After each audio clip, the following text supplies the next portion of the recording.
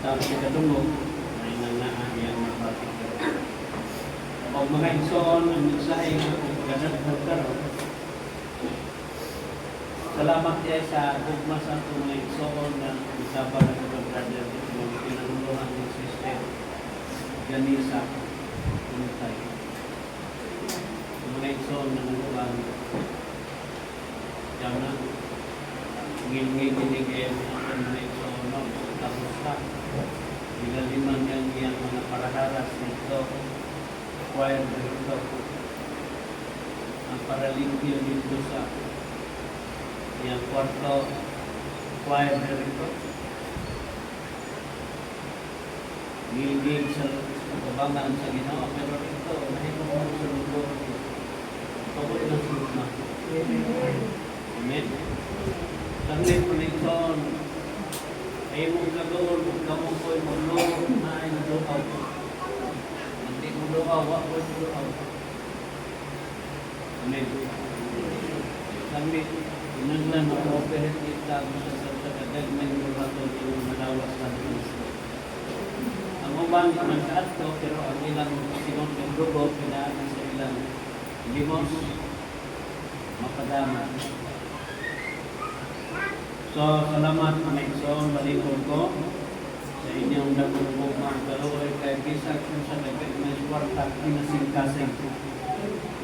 Karon, ang manuka ang atong mensahe sa libro ni Apostol, ni si Apostolis, Dr. Lucas.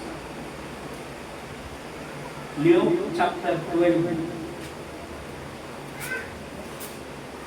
Unang lang ka verses.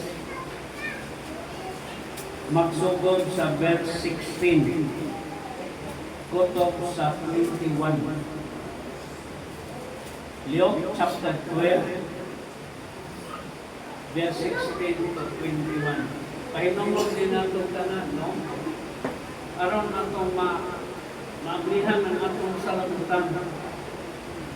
Ilabi na ning naginapos na ang naginahunog sa gubat, linog, karon gilinog na po ka. Sa inananan. Latin America. Colombia.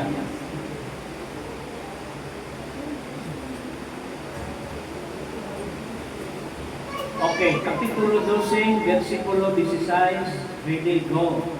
Siya sa piso sa pagkilay na niya ang nagiging, mawasan sa katawan at nagawin na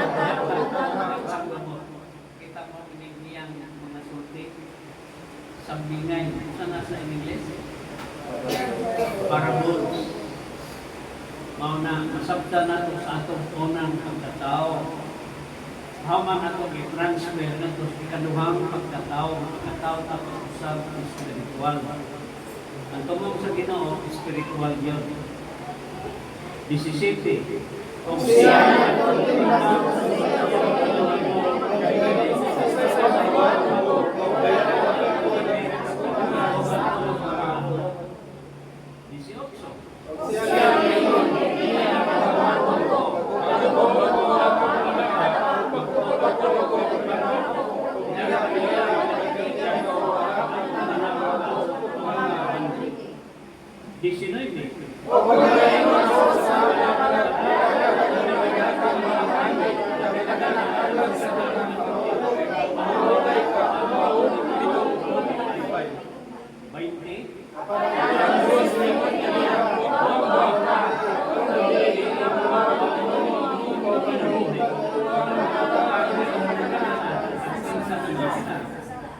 sa katapusan 21.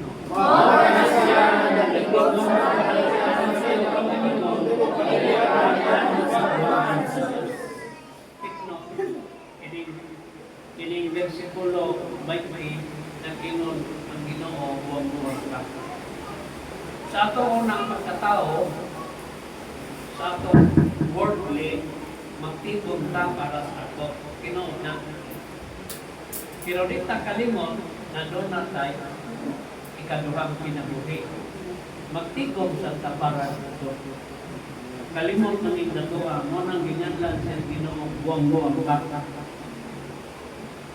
Kanang imong bahati karon na napili asam na lang na. So mao na ato ning butang puluhan nga title nga ang buang gikan pa sa sinundan hangtod sa katapusan. Buang gid siya wa siya mataw kapusap wa siya usubah. Magampo ka? Maluloy mo mahigugmaon ang mga mahal. Diyos ka na labing malaan, gamhanan sa tanan, amaw itagiya sa tanan may kinabuhi din sa yugla ng liman sa langit.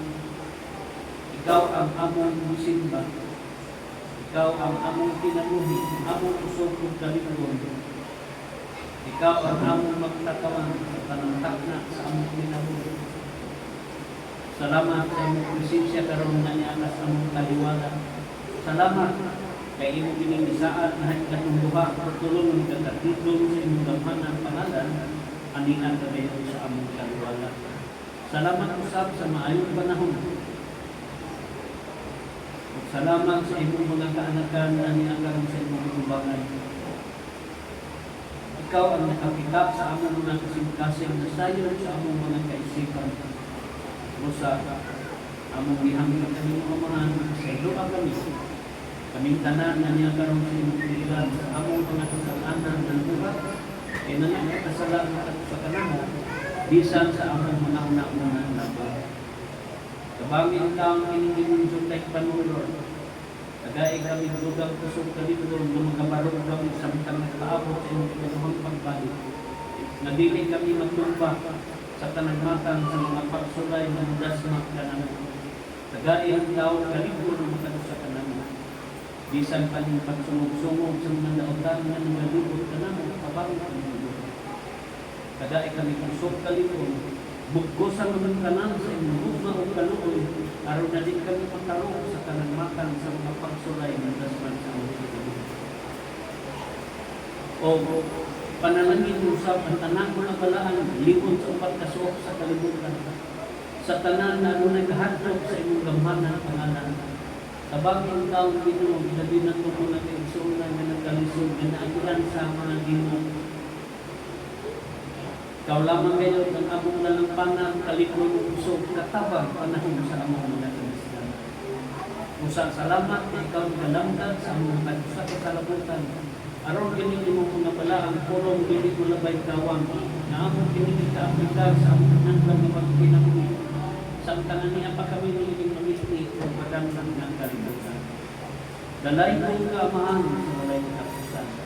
Kinintanan among giampo, among gipasalamatan, pinaagi lamang sa pagalan sa imong bugtong anak na among manunubos si Ginoong Kristo. Amen. Kaliyaw, naglingkod kami.